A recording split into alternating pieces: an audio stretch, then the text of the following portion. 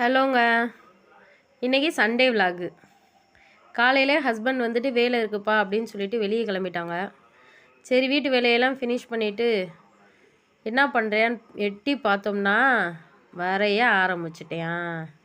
தலைவரை படின்னு சொன்னோம்னா பின்னங்கால் புடனியில் அடிக்க ஓடுவாப்பில்.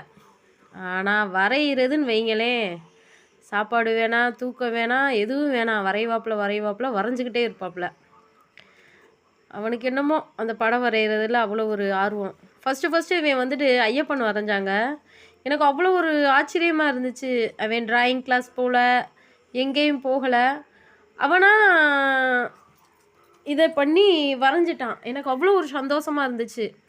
நம்ம வந்துட்டு இந்த யூடியூப் இதெல்லாம் பிள்ளைங்க பார்க்குறது தப்பு அப்படின்னு சொல்லிட்டு சொல்கிறோம். நம்ம பிள்ளைகளை எப்படி கொண்டு போகிறோன்றது தாங்க விஷயமேவும்.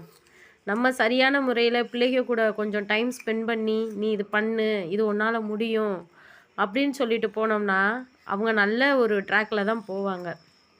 நம்ம ஃபோனை கொடுத்துட்டு ஓரமாக உட்காந்துருந்தோம்னா அவங்க போகிற ட்ராக் சரி இருக்காது இல்லைங்களா? நான் சொல்கிறது கரெக்டு தானே? இப்போ பாருங்கள், யூடியூப் பார்த்து தான் என் மகன் கற்றுக்கிட்டான். இதுக்குன்னு அவன் தனியாக கிளாஸ்லாம் போகல. அவன் வெறும் செகண்ட் ஸ்டாண்டர்டு தான் படிக்கிறான். செகண்ட் ஸ்டாண்டர்டில் எப்படி அவன் அந்த ஷேடிங்லாம் போடுறான் பாருங்களேன், நல்லா வரைகிறாங்க. சரி, இதனால் நான் சொல்ல வருவது என்னவென்றால், பிள்ளைகிட்ட இப்படி ஏதாவது டேலண்ட் இருந்தால் என்கரேஜ் பண்ணுங்கள். என் மகனுக்கு ஒரு விஷ் பண்ணுங்கள். பாய்.